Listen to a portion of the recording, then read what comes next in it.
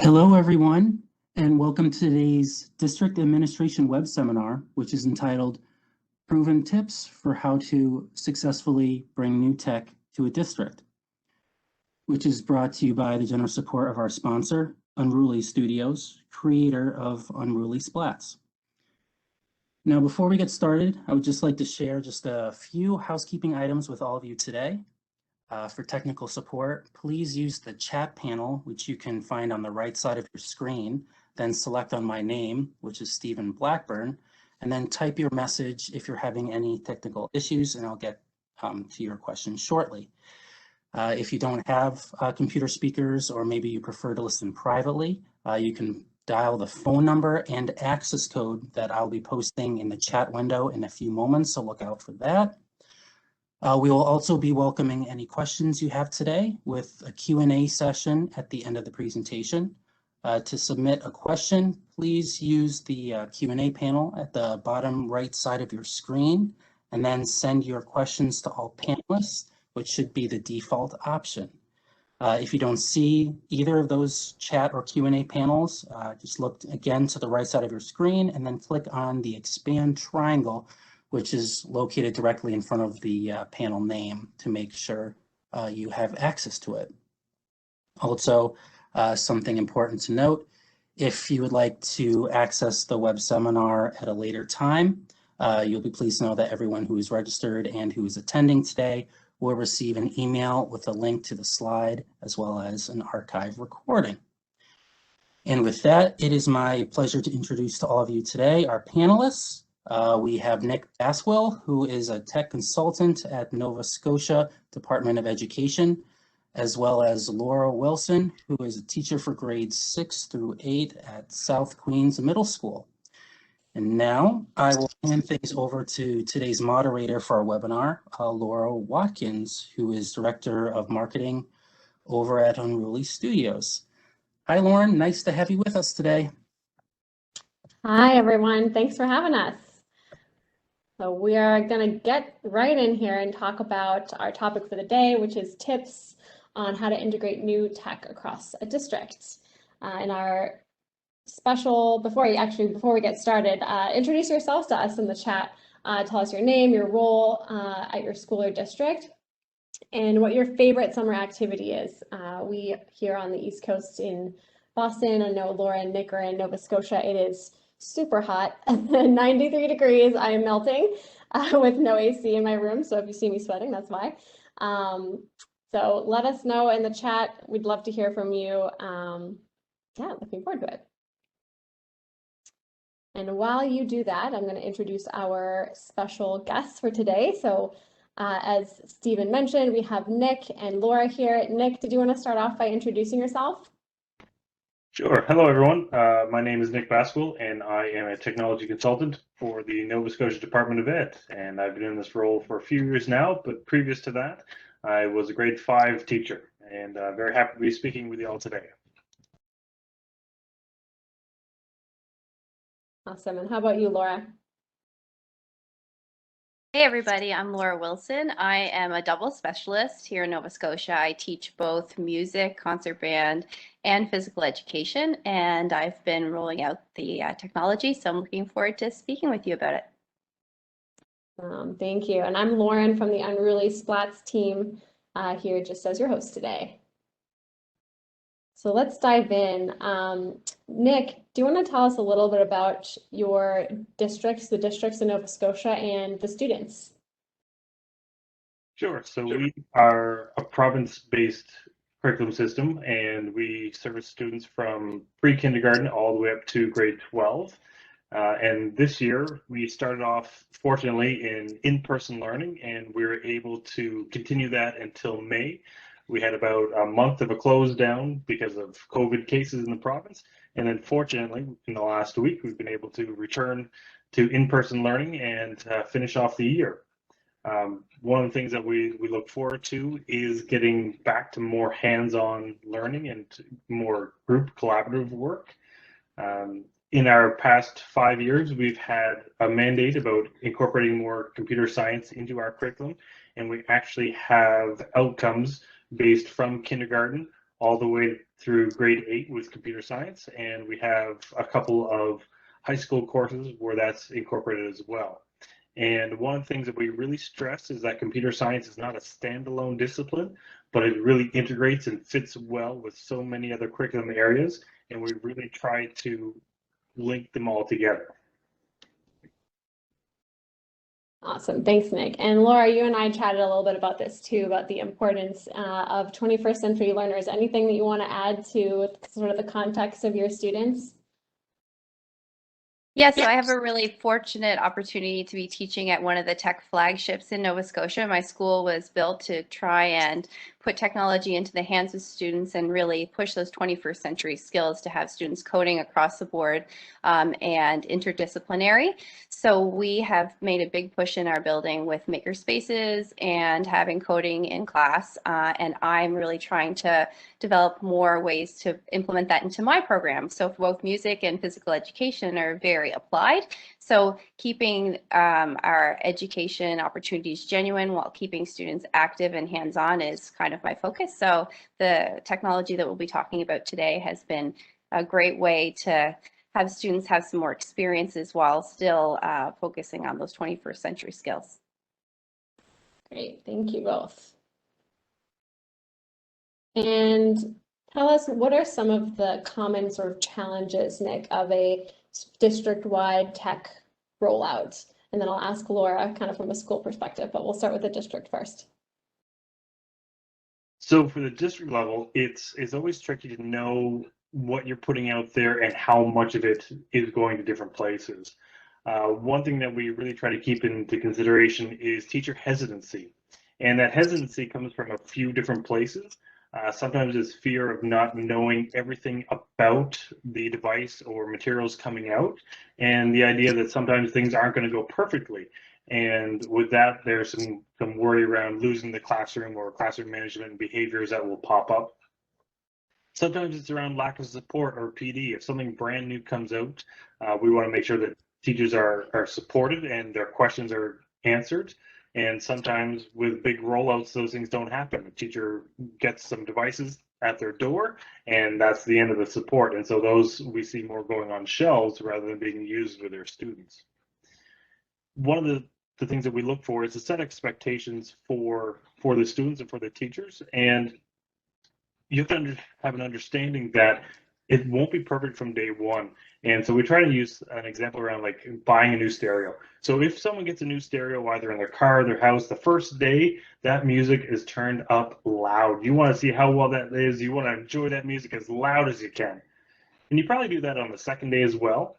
But by the third day, you've turned that down to your normal stereo listening volume. And that's the kind of way that we think about some of these tech rollouts with our teachers is we try to instill in them the idea that yes, it will be loud and it might be a little chaotic that first 2 days as students kind of test things out and play around a little bit. But by the third time it comes out, it should be pretty regular for those students. And then that's when you can really dive into the work that you're looking to do. One other piece that we see from time to time is that teachers aren't always sure how to incorporate it into their essential curriculum. And so we need to make sure that what we're asking them to do is a good fit and that it's a good mix with the curriculum, not just, tech time on a Friday afternoon or something that they see as an extra or an addition to the curriculum that they're teaching. We want it to enhance the curriculum. Thanks, Nick. And Laura, I know we talked a lot about the time and the lack of PD. Anything to add to that? Yeah, I think it's important to mention with the COVID-19 pandemic that a lot of staff are feeling like they've had to pivot so much and had to change what they were doing so often. So teachers very quickly with new technology, this generation of students can get frazzled or check out really quick if there are glitches. And, being able to reassure people that you have that network of support and to give yourself the grace to have that learning period and to front load it with the students so that they have the procedure under their wing as part of their digital citizenship units or interdisciplinary, have it, front loaded in a different class and then put it in an applied situation where teachers are collaborating and working together. And then also making sure that things are valid and measurable. So for me, in the gymnasium especially, I want to be able to have the students use the Splats, but then be able to record what they're doing or record progress or be able to review how the games have gone and what ways they can make improvements. So I've had a lot of successes with exit slips and peer-to-peer feedback and different learning models that way. Yeah, I think that's it. Thank you. Yeah, I like that. Making sure everything is measurable. That makes a lot of sense. All right, so write us in the chat, everybody who's in the audience. What are your biggest challenges with tech rollouts? Maybe they're the same, maybe they're different. Let us know in the chat, and we'd love to hear from you. And so, Nick, we're going to talk about your sort of specific steps to a successful district-wide rollout of technology. You've done this a ton of times. This is sort of tried and true, so I'm excited to walk through it. All right, so step one you have is choose your champions. Do you want to explain a little bit about what that means? Sure. That was one thing that we learned through different rollouts, and like you said, a tried and tested method. Like we've had other rollouts that didn't go as successful as we would have liked, and so we always try and tweak that along the way to really hone in and find the successful pieces along the way. And the main thing is we need to find a group of teachers who are open to trying something new, who are flexible enough to roll when things aren't working as perfectly as we'd like it to, who are excited about it, who are honest, because we want good, true feedback. And sometimes you don't always get that. People are worried that if you say, no, we don't really love this, that there might be some negative response back. We want people to be honest. We want to hear all the success stories. We want to hear all the challenges and then really balance that all together. And we wanted to have different teachers at different levels so that we could really get a full idea and experience of how these go. And so, for example, with this Splats rollout, we looked at phys ed teachers, but we wanted to pair them with classroom teachers as well, so that we knew that there was time for that coding piece and to be able to grow. I skipped over the part in the middle, which is about student champions. And Lauren, if you could flip back 2 slides for me. Yeah.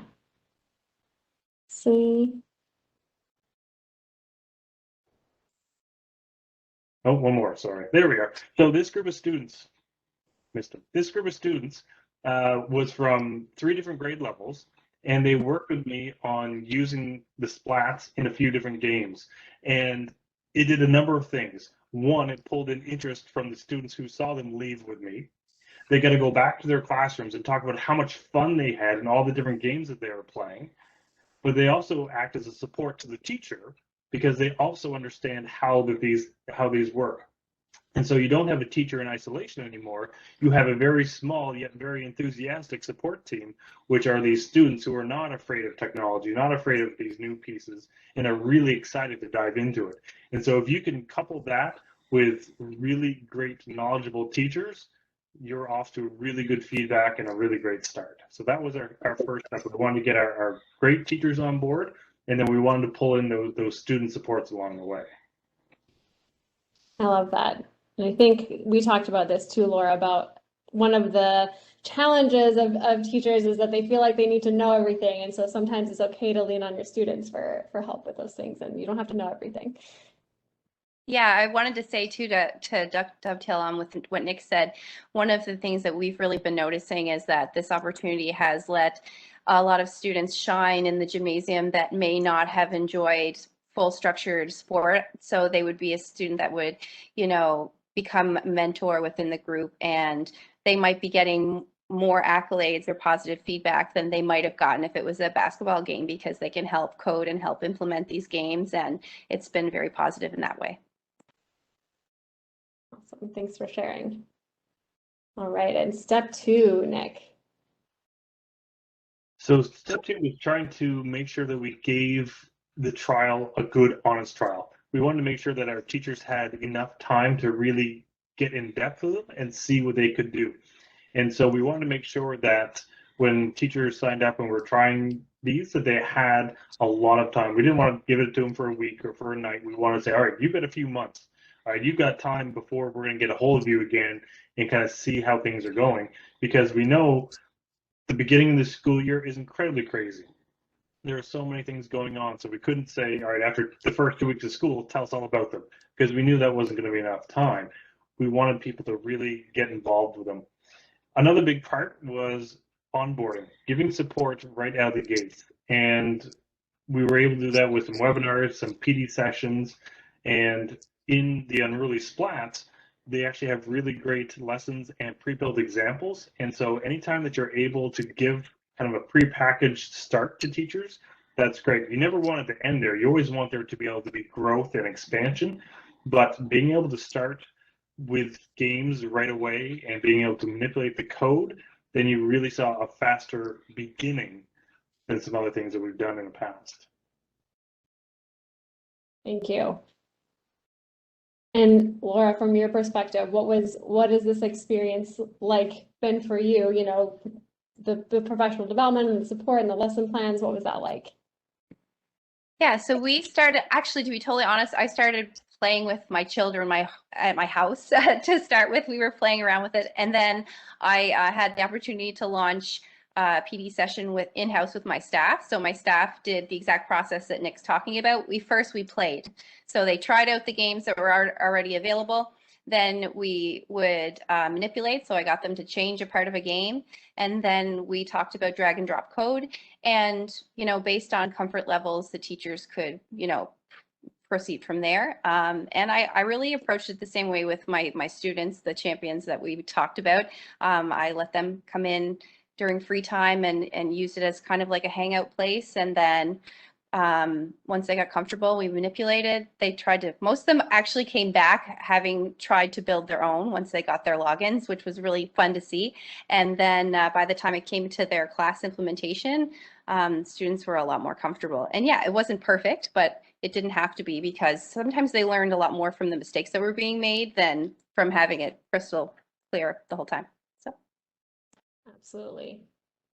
All right, and so after you start with the pilots, that's when you started to gather the feedback, right, Nick? What did that kind of process look like? That's right. So with this pilot, we wanted to make sure that things were being used and that it was going to be a good fit for Nova Scotia, because really anything we buy, we deal in taxpayer dollars, and so we're quite accountable to the parents and supporters all around the province. So we want to make sure that whatever we put in is going to be successful. And so we thought that 80% use would be fairly successful for any kind of tool.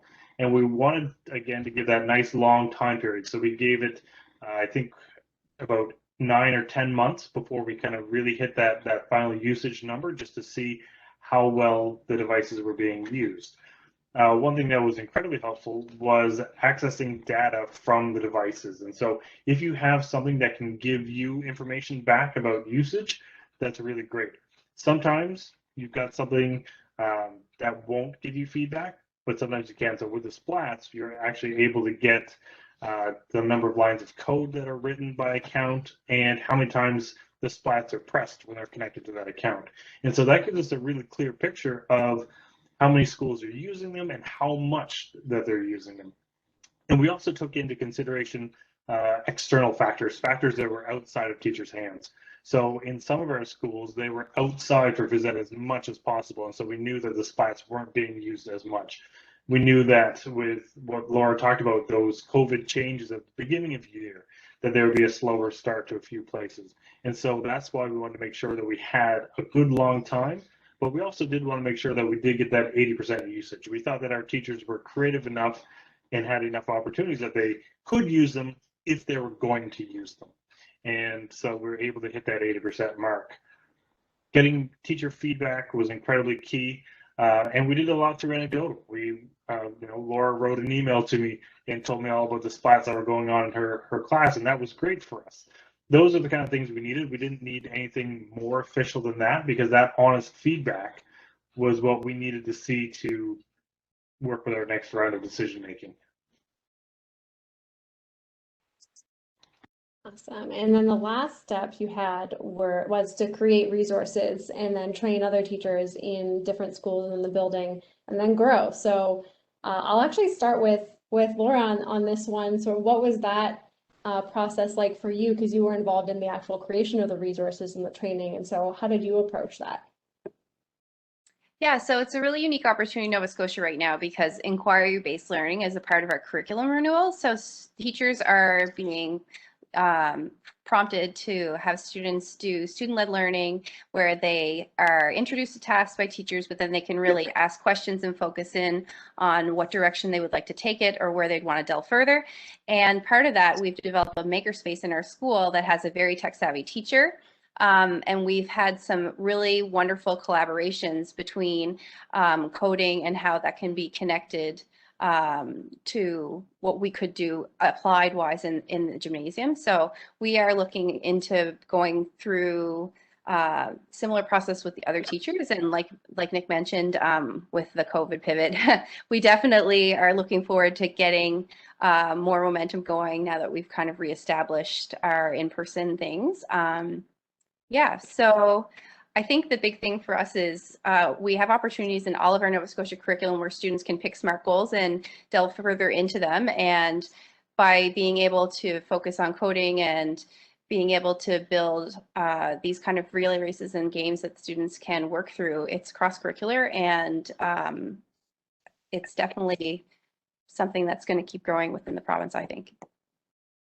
Great. Thanks, Laura. And Nick, from your perspective at the district level, what was the process like for kind of that next step of creating the resources and training and, you know, sharing it with other teachers who hadn't used it yet?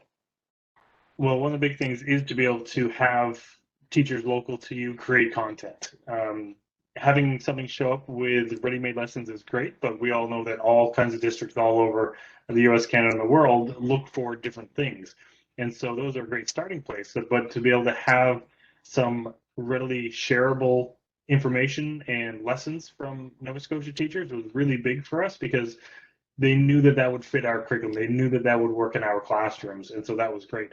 And anytime that you can get a teacher local to your district with a video showing something in action, showing that, yes, this does work, you know, with all my students going on, with all the different personalities, but look at us, we're doing this. Those were huge.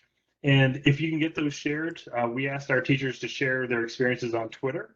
And that actually led really nicely into the second round of teachers that we looked for in our phase 2, because we had people asking, we had people saying, oh, I see what Laura Wilson's doing with these splats. How do I get my hands on these? How can I get some? And so that really starts some enthusiasm. They see students get involved.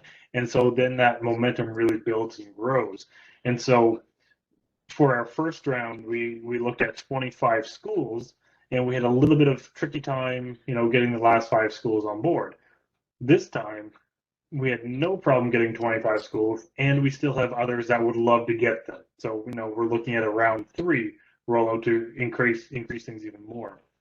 And so we have some of that, but we also have some professional learning opportunities. We do a big summer tech conference over 2.5 days called the Summer Learning Academy. And we have different sessions there about adding technology to your classroom, ways to use things, troubleshooting. It's a great place to learn about new things.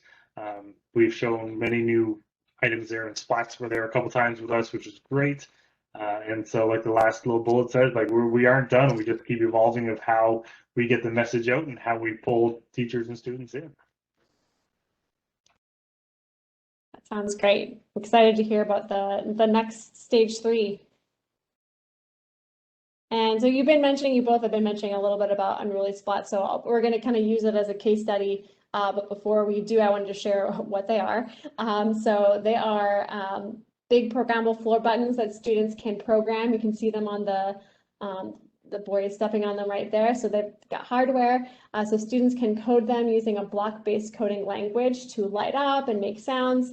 And they sense when they're stomped on so that students can actually code their own games. So things like relay races and dance games and obstacle courses and whack-a-mole. So there's the on-screen part with the coding, the splats, but then there's the off-screen part where they actually get to play the game, be active, and interact with each other. So we're all about mixing coding with active play and letting students create their own games. I always like it when our when our Unruly schools talk about Splats. So anything to add, Nick and Laura, you know, about Splats and sort of the features and highlights that you've enjoyed? I'll jump in first, Nick. I know for our students, the role of being game master is just as beloved as participating in the game. So students are vying for 2 positions, and don't let the GIF fool you. These splats can be spread out too, and students can really book it through some of these games. So it's a super active, fun game. And I've had a lot of success building some games with students from a music standpoint too, because there are so many options of the sounds that they can make, different pitches, different instruments. The instrumentation available is crazy. And the amount of different opportunities when you vary the number of splats in a game or vary the time or amount of the game just makes the students so excited because they have so much prior knowledge and experience with tech, and they can see the possibilities pretty quickly once they understand the procedure. And to piggyback on what Laura's talking about, in the app, it's great because they have a little bit of an emulator in there, so you can try out your code and see what it looks like on the splats on the screen before you get out and use them on the floor. And again, like, kids will run hard in these games. I've not seen one single student, all the times I've used this, go through the motions and just kind of walk through or whatever. Most kids fly through and then they try and say, okay, can I go again? I want to beat my time. I want to go faster, or I know how to do it better this time. Let me go. And they get really excited about it. I'd also say that these are really durable. You know, sometimes you wonder, can I step on them? Should I just use my hand? And I'll walk over and I'll put a big stomp down with my foot, and I'm over 200 pounds, and there's no worry that the splats won't hold up under me. And so once they see that, then they really get into running and using them. But to be able to turn on the LEDs in different colors or even individual LEDs, like, we created a math game where you stomped on the first one, it lit up 2 LEDs, you had to multiply them in your head and then run up and put in your answer for the last ones. And so we incorporated a little bit of math in with all this running and thinking. Kids had a great time. Oh, that's great. We'll have to get that game for me. That sounds like a fun one. Yeah, and to Nick's point, in the early days of Unruly, we tested these by, like, I feel like we threw them out of a couple story building, and there's a video on YouTube somewhere of us throwing them down the stairs, so they've definitely been through their paces. Awesome. So we've been talking about this a little bit all along, but you know, Splats was a successful rollout that's still happening in the province of Nova Scotia, but kind of walk us through the full picture of sort of how you thought about rolling out Splats across the districts in Nova Scotia. Sure. So we really wanted to start with 25 schools, and we thought that would be a nice introduction. We have 8 different regions within our full Nova Scotia province. And so we wanted to put a few in each place just to make sure that we're hitting on all the areas. And then we really wanted to see what we could do with that. And so we wanted to have a great onboarding experience because these were brand new for a number of our teachers. And so we wanted to be able to have a time where they could get to know what the splats are, hear from people who work with Unruly, and then have some information to help back that up. And so as a region, we went with the data tracking. That was big for us because sometimes you ask someone, so, hey, how was it? How'd you do? And they say, oh, great, kids loved it. We used it all the time. Oh, is that the thing sitting in the box on the shelf? Oh yeah, we haven't quite gotten them all out yet. And so you don't always get a good, accurate feedback. And so being able to have a device that gave you information as it's being used was really helpful. And we also tried to pick teachers that wouldn't just give us that lip service. We wanted teachers who were going to be really, really honest with us. They're going to tell us all the things they loved, all the things that they weren't sure about. Anytime they had connection problems or code problems, we wanted to hear about it. But having code problems led to support from Unruly, which is another really key piece. Being able to have an almost immediate support system was really great because then teachers can build that capacity, but they don't feel isolated, they don't feel out on their own. Having these preloaded games was a factor for us because you can literally take them out of the box, turn on the app, and play a game. It is that simple of connecting. And so anytime that you're able to start that way, there's only room for growth because you've overcome that barrier, that obstacle of someone saying, well, how do I put this together? How do I even start? I can't program. I've got nothing to start with. Well, with Unruly, you come with built-in examples, and so you can get started right away. as I talked about, we tried to have our teachers share their experiences and share the ones on Twitter, and that sparked a huge interest. It was really amazing to see how many people reached out to me, reached out to Laura and other teachers, and even to Unruly and say, "Hey, we saw this on Twitter. It's happening in our province. How do we get a hold of them? Like, how do we start?" And so we've had a great working relationship with Unruly that they tied it back to us, and we've been able to keep in contact with everybody and keep the same messaging going. And so that's been really good. It's not like they get one from us and one from Unruly. Like, we're all in this together, which is great. And so right now we're at 50 plus schools at the moment, and we are still looking at expanding to more. And I think the biggest success of this is that we've put a device out and it is getting used a lot. And that, I think, is a worry for anybody, that when you spend money on these devices and you get them out, is that you don't know if they're going to be used. You don't know if you have the right number of devices or things either. And so we've tried around a little bit. So for us, we started with 6 Splats in every school. And then when we started our phase 2, we brought on 25 new schools, we also upped our rate of Splats to 12 Splats, and we gave the first year Splats 6 more. And so what Laura's going to do for us, excuse me, is Laura's actually going to test out whether or not having even more helps. Is 18 a good number? Is 24 what you need, or is 12 kind of the level that we're looking for? Awesome, thanks. And I think we'll get more into the future plans in a little bit, so I'll wait for Laura to expand on that till the end. Awesome, but I did want to pause here and talk with Laura about how you were involved in the sort of the expansion and the training and what that looked like. And you shared a photo here of, and Nick has been mentioning Twitter a lot, but you shared it on Twitter, which I love. So tell us about the process of your PD sessions and what was the reaction from teachers? Yeah, so we had an in-house PD session to start the school year face-to-face, and our staff has a little bit of a tech background because we were a one-to-one school, which meant every student had a device in hand through various organizations. And our students do have a little bit of front loading because we had already had some training in block coding for some of the older kids. So some teachers were a little tech savvy and others were new, and some obviously new to the building with turnover. So we wanted to roll out and let the staff have a chance to have exposure to some of the possibilities before the students even arrive. So the first thing I did was a 1-hour session with the teachers where they had the opportunity to play, and we had some showdowns, and staff, they really liked whack-a-mole. I'm not gonna lie, that was their favorite one.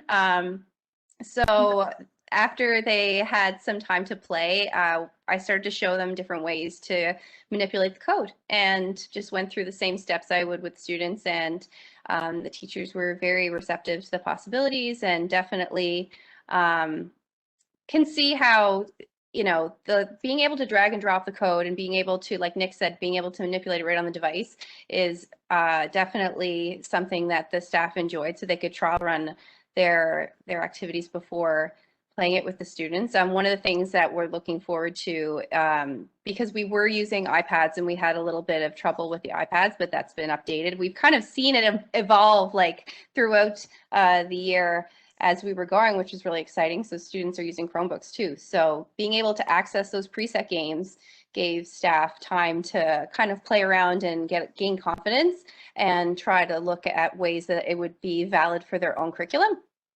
And then also our makerspace is a wonderful addition to our school where students can go in during their free time and build things that they're interested in technology-wise. And we have definitely had kind of a lot of excitement from the other teacher that's in that area. So he was able to, even just from his own knowledge, come in and show the staff some other different options and ways to make it usable and make it friendly and quick, because we all felt very nervous getting back to school and felt very, very leery of being inundated, and that wasn't what happened at all. So, and just to echo what was mentioned, the Unruly staff has been incredibly wonderful. I've attended several sessions, including a really awesome Unruly trivia on Twitter. And I find my favorite part about dealing with this group is that no matter what the question is, the feedback or the help is so quick and the support is so swift and approachable that I don't mind not knowing what I don't know. It doesn't make me feel intimidated, and my staff felt similar. So there's definitely some buzz about the Splats, and we're looking forward to going further with it. Thanks, Laura. Yeah, we love hearing that and love the feedback as well. We, love hearing things that we could improve on and things like that. So it's been, like you said, you've been kind of part of the evolution process. So we're excited to continue growing with you. Awesome. And Nick, this question's for you. Sort of how do you measure success sort of at a district level for the implementation? What does that look like? So for us, looking at success over the whole province or the whole district is our device being used? Is what we put out being used? Are teachers talking about it? Are they sharing things about it, or is it just something that just kind of gets used in the background? And we found that people asking for them. So we put them out to a number of places, but then we have people wanting more and more and more of them. And so that was really easy for us to see that was something that was successful, because people wanted more of it. People saw what was going on and were interested and were engaged and really wanted to be there. And so that was one of our big things about how much they got used and how many teachers wanted in. Those were big factors for us. Thanks, Nick. And Laura, from a kind of classroom perspective, what does success with a new technology tool or even just any tool sort of look like to you? How do you measure that? Yeah, so building literacy and fluency with using the tech is really important. So being able to see students problem solve together, the skills, inquiry-based learning, having students ask questions purposefully to be able to have conversations or build products can be reflected back into my assessments. So that's wonderful. I've had so much feedback between students being able to say, oh, hey, your game is great. Like, what if we tried to do this? Or could we augment it this way? Or is there a way that you could change up a certain section? Having students give communication feedback through exit slips or being able to participate in different forms to just talk about their experiences and what are they looking forward to, or how are they achieving the goal that they set out for themselves based on their experience, or what was missing. Sometimes what was missing or what didn't work out could be just as valuable. So students have definitely had some self-reflection, and yeah, possibilities are endless there. Great. Thank you so much. And how do you measure the student engagement part of it? So how do you, I guess this question is for you, Laura, how do you know that the students are engaged? Every teacher's dream when a student comes to you and says, can we try this again? Or that was so fun, or can we bring out that? Or I'm looking forward to this. Those kind of statement starters are just like music to your ears. So for me, students looking forward to participating and being excited to participate, and for our future goals, making sure that we have as many participating as possible. So it's simultaneous and different activities happening simultaneously is what we're looking for. So a lot of applied. Great. Anything to add, Nick? I would just piggyback on that engagement piece around students really want to be part of it. They want their hands on things. And I also find that the discipline behaviors really dropped off because people want to use them. They want to be in the room. They don't want to miss it on their turn. And so that made it a lot smoother as well. Awesome. Thank you. All right. So write us in the chat. How are you measuring student engagement just in general or with new technology so that you can decide on whether you'd like to move forward with it or expand and grow? Write us in the chats. All right. So Nick, we talked a lot about cross-curricular coding and incorporating it across the school, and Laura mentioned that she's working at a tech school. So why is cross-curricular coding so important? Why is it important that it's across all subjects? It's really important that it's across all subjects because we don't want it to be seen as a standalone that only certain people do, that there's not one type of coder out there. And there's so many benefits to computational thinking. Being able to think sequentially and logically, being able to problem solve, not being flustered when something doesn't go right, but going back and being able to find those details, making a plan and executing that plan. And so those are really, really great reasons to have it across all different levels. You get more buy-in from teachers, because if teachers see it as something that's outside of their curriculum, it's not going to be a good fit. They want to be able to see how it integrates with what they're teaching day to day. And so being able to have that all happens, we talk about 21st century skills all the time. And so this is definitely something that we see going forward. Not necessarily that we're going to create this giant wave of coders, although we'd be just fine if we did, but it's more about the thinking behind the coding and being able to really problem solve and really dive into something. Being able to come up with a game is a great thing, a great thinking exercise. And then being able to take that idea of the game and then code it is a whole new level. And so being able to bring these worlds of being very physically active and coding was such a great mix. And we talked about a few examples. Laura talked about a music example. I gave you a math one. And so now you can really pull in classroom teachers or specialist teachers, and they can really see the value in it all. You also get more buy-in from administrators and other personnel at your district because they can see how this is used. And so again, we get away from that Friday free tech time and into an object or tool where people see how useful it is in everyday class, which is really what we want. Yeah, absolutely. Anything to add, Laura? You're not the tech teacher at the school, even though you're at a tech school. So you're the PE and music teacher. And I think it's really unique that you were one of the, original people to test out this technology. So, what are the benefits? What benefits do you see incorporating coding into your PE and music classes?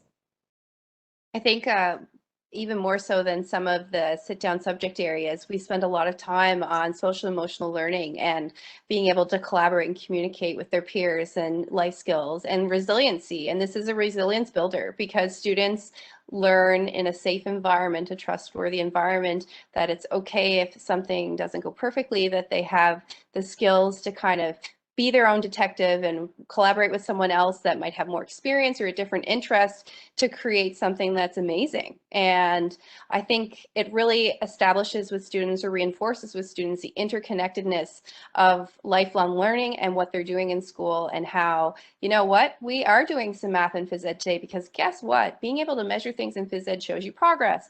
Or yeah, music, we're doing some math and music because guess what? Music is mathematical and it is all connected and enable for them, in order for them to be able to develop a lifelong learning motivation, that they should, keep continuing to pursue their personal interest and be someone like me that found a job spending the day trying to get students to fall in love with my two favorite things, athletics and music. So maybe their favorite thing is just around the next corner when they start coding.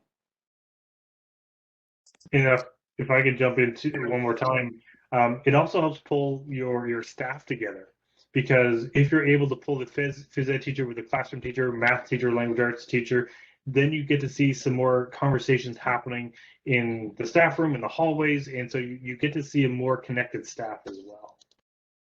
And we're co-creating criteria too.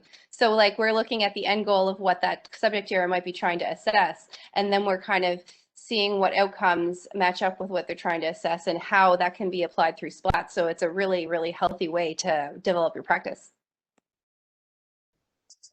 Absolutely. And I love that you talked about connecting teachers in the building too, Nick, because that's a big part of our, what brings us joy too, is seeing other teachers collaborating in a building. And we love seeing that. Awesome. And some of our last questions to wrap up here are, what are your favorite tech learning tools? And feel free to write us in the chat to let us know what your favorite tech tools are. Nick, these are a couple of yours. Anything to highlight here? Well, it's a great list. We love different kind of robots, like the Dash robots are lots of fun. They come with a huge personality, which is a great thing. Microcontrollers like the Microbit and Circuit Playground Express, we can kind of build out larger scale things.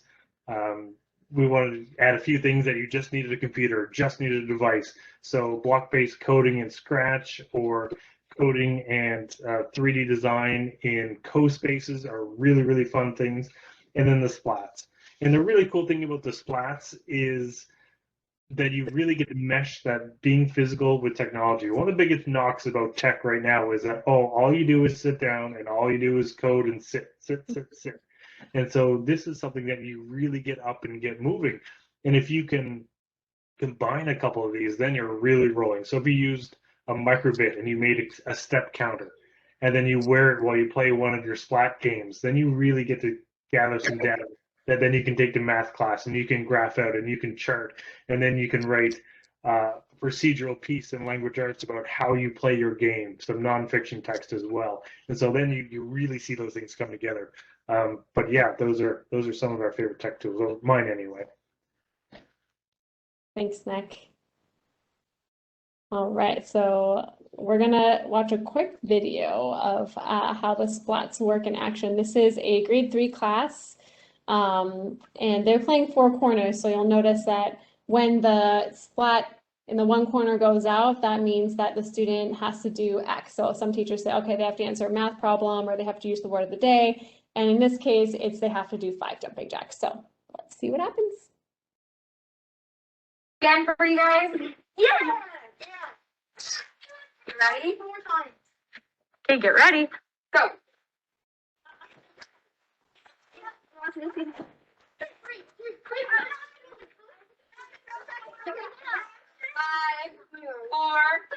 3, 2, 1. Which one went up?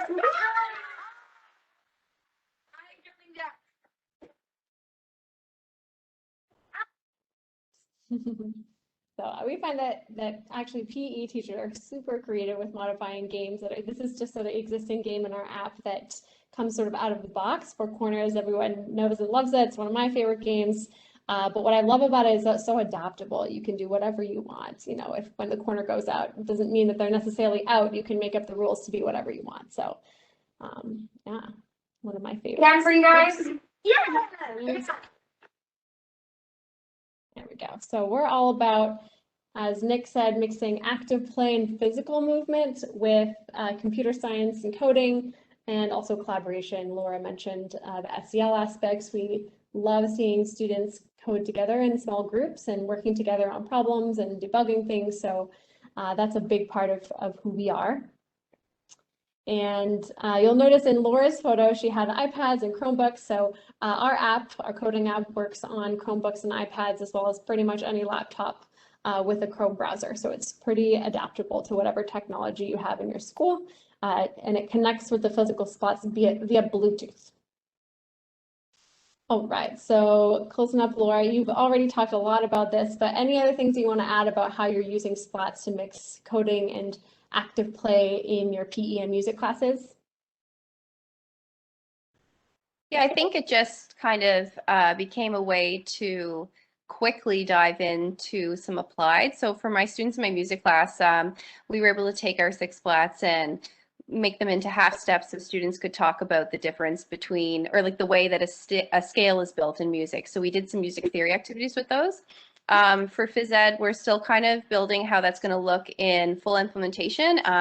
They definitely did a demo. They've definitely gone through drop coding. My big thing for phys ed is I want to keep building and try to find that sweet spot of when I have the most amount of students active. So my students are very, very excited to use it. The wait times right now, it does definitely, it's something that we're going to work on. So trying to find the right amount of Splats is where I'm at in phys ed. Though the activities, the students are so excited they're developing confidence in building their own, but they definitely enjoy manipulating what's in the locker. Awesome. And the locker is the existing games that we have in our app. Just put those on the line. Awesome. And these are some of the photos that you shared with me, Laura. What are they doing here? What game are they playing? This is one of my phys ed classes that have been split into groups, and the groups are having showdowns with race in place. So they have a device at each of the groups, and they were having set time piece. Students have to step back and forth on the splats as quickly as possible and try to get the most steps. And yeah, and so they were trading off, and they got to manipulate what I think they did.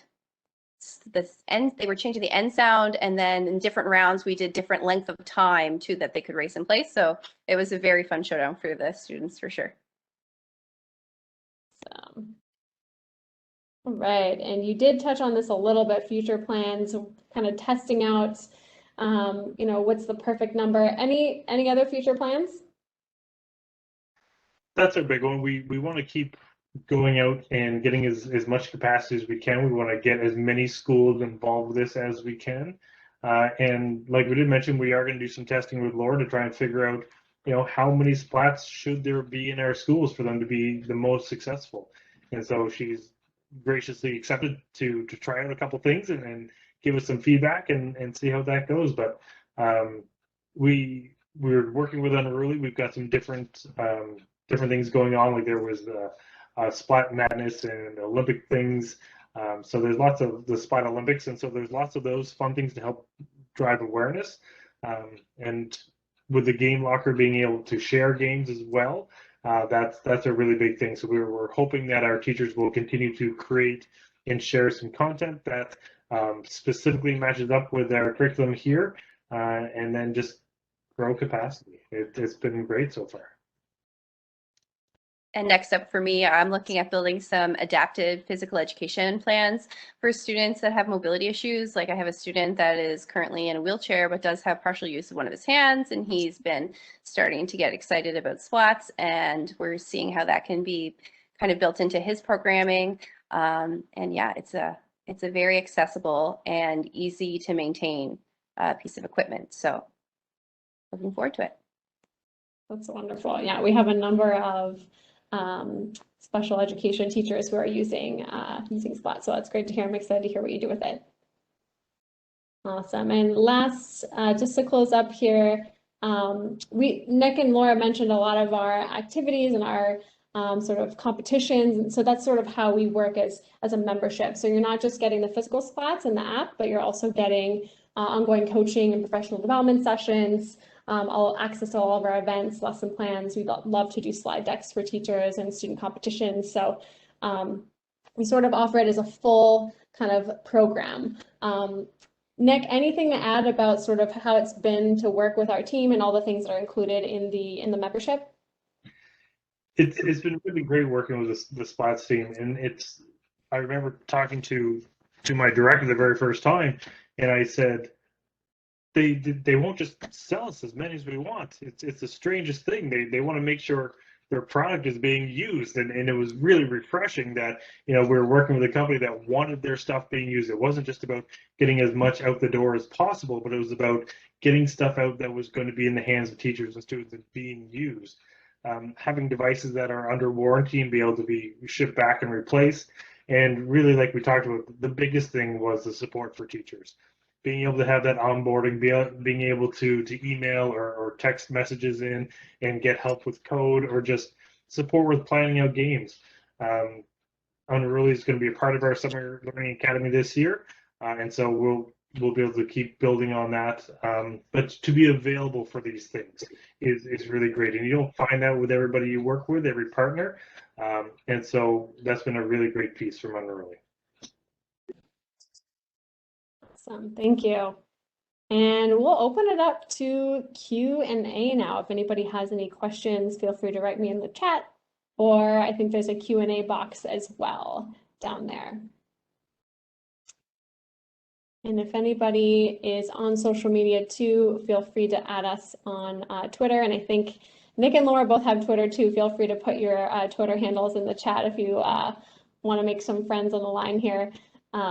And I'm sure they'd appreciate that. Awesome.